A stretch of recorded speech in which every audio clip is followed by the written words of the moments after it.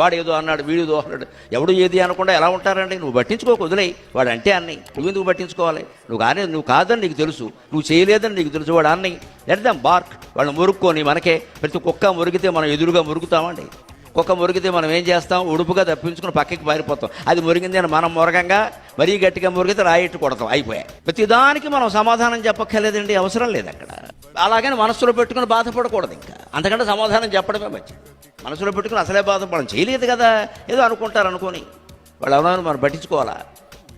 ఈ స్థితి రావాలంటే మట్టిలో ఆడాలి, బురద నీళ్లలో ఆడాలి. పూర్వం ఆడించేవారు, గేదె మీద ఈత కొట్టించేవాళ్ళు, ఏళ్ళరా అని చెప్పేవాళ్ళు. నేరేడకాయలు కొనమంటే కొనేవాళ్ళు కాదు, చెట్టెక్కి కోసుకో అనేవాళ్ళు.